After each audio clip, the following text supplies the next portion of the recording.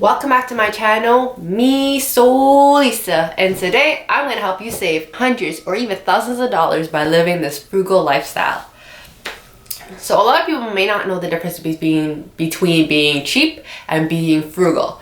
Well, a cheap person only cares about the price, so that is what their bottom line of purchasing an item is, rather than a frugal person cares about the value of the item and prioritize their spending so they can spend it on things that actually matter to them. So for example, a cheap person can spend 2 hours looking through pages and pages of flyers to get coupons, and at the end of the day they're only saving $10, but that took them 2 hours to get. So that's like $5 an hour it costs them, or if you like to put it that way. And then a frugal person uses the value. So for example, myself, I spend almost nothing to very little on clothes, accessories, shoes, and all that stuff, but I rather put that money, I spend all my money on traveling, and that's where it gets me. So I have more money in traveling rather than materialistic goods. Tip 1, you don't need phone data. Data is what makes your phone plan so expensive. It's crazy when I talk to people and they're telling me that their phone plan ranges from $50 to like over $100, and I'm like, why?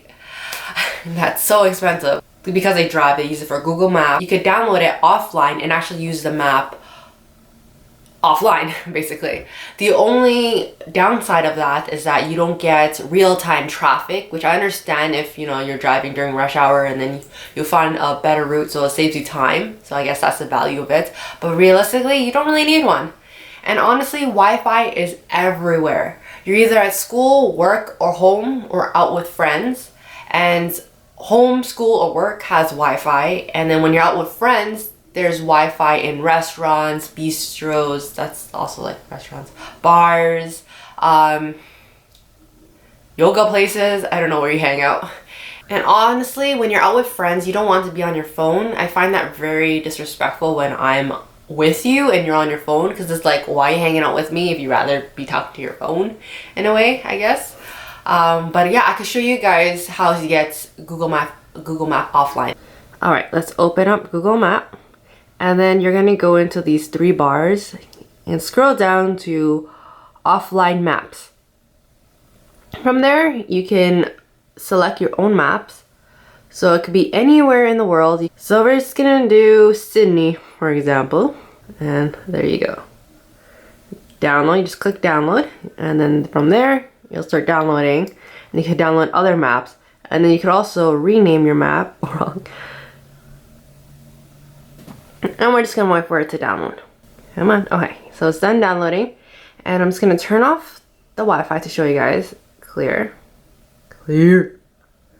And then it shows me the area that I have selected, and I can update it, because you have to update it every so often in case, I don't know, construction changes and all that stuff. Okay, so now we can look up, I only know Sydney Opera House. Okay, and let's pretend we're coming from the airport. So direction, and then we'll just put in the airport. Okay, it doesn't show you bus and walking distance. That's also a downfall of this, but it'll show you driving. And voila! And then you get the preview or directions, and you're on your way and you're set to go. So you really don't need data. Number 2, I occasionally go to the gym. That's what I tell myself. But actually I've been trying to go. Well, I've gone and then I kind of stopped, and then I'm going again. It's a recurring cycle, but I'm more on the going side now. And gym can cost a lot of money depending on the membership, the gym, and what you get. I am lucky enough to live in a city that has community centers that don't charge. If you live within Toronto, you don't need to pay for these memberships for these community centers. But if you do live out of the GTA, then you do have to pay for it, but it's not too much. And I'm very lucky to live 15 minutes away from a community center. 15-minute jog, half an hour walk, and a 5-minute car ride. So, and a 15-minute bus ride. So it gives me a lot of options to get there. Now the downside is it does get busy on certain times. And right now it's quite busy because the new year just started. So everyone is on their resolution. Hopefully they do stick with it, but throughout the week it'll start to die down. And of course you have those time frames that it's not as busy, such as the weekend. Who wants to work out during the weekend? Me, because I usually work on the weekends, so I usually go after work. But yeah, and of course in the evening it's more busy because a lot of people are off work, so in the morning it'd be more empty. It'd be, yeah.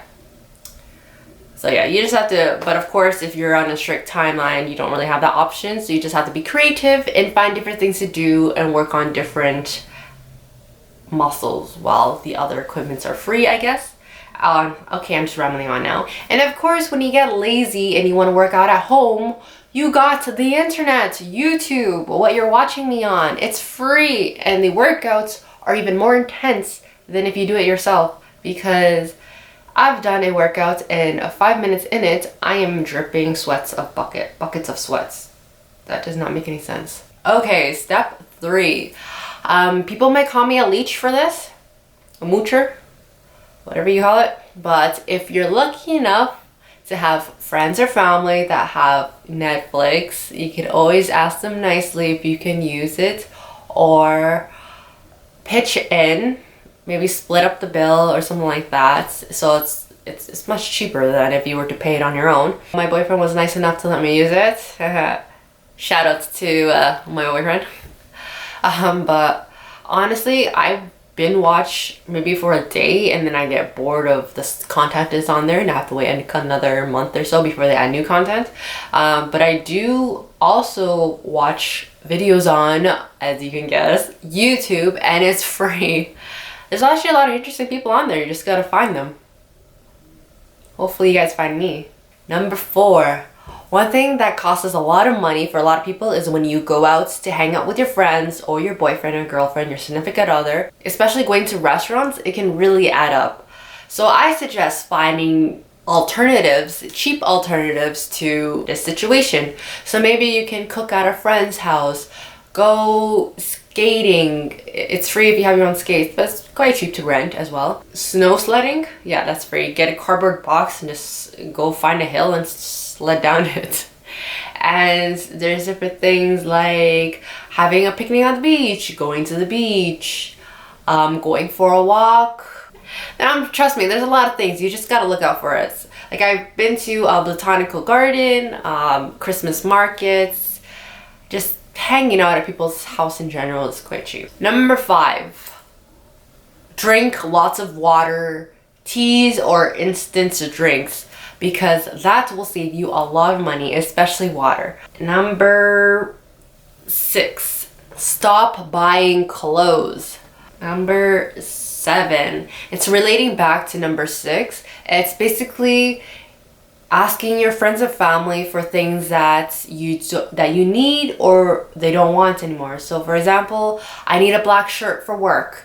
Instead of buying the black shirt, maybe you can ask your friends and be like, hey, does anyone have a black shirt that they don't want anymore? And there, boom, you just save like $7 or $20 depending on how expensive that black shirt is. Number 8, finish all the things you buy. And I am guilty of this.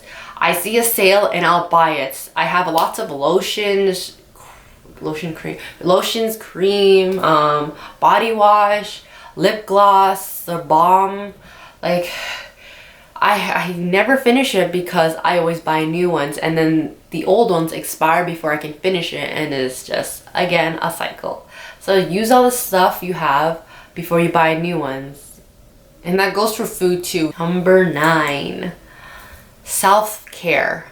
So this implies to say shaving or getting your nails done, cutting your hair. I usually cut it myself, or I have a friend, or I get my boyfriend. In my last video, he's cut my hair, and that saved me $8 to at an Asian salon, or $100 in a normal salon, I guess. So that saved me a lot of money too. Same with hair dyeing. I always dye my mom's hair because that saves her money. And number 10, this will apply to probably me only, or like the 1%, but I do not wear makeup, as you can tell. Number 1, I'm lazy. I made a whole video about that. I'll post it somewhere here. But it's a lot of money. Foundation can go like almost $100, like $80 to $100, and that's used if you use it daily. That's like 1 month. Eyeliner, mascara, all that stuff is expensive. So it saves me time and it saves me money by not wearing makeup. It's more of a preference. Of course, when I go out, I do have it on 50% of the time. I get lazy. I hope you enjoyed this video and learned maybe 1 or 2 tips about how to save money and be frugal. One of the reasons of how I am able to travel around the world. So like, comment, subscribe, and hit that bell button to get notifications. Until next time, peace. Have a good night and a good life, even though it's in the afternoon right now. But you know, for the future of the night, yeah. Bye. Okay, just stop.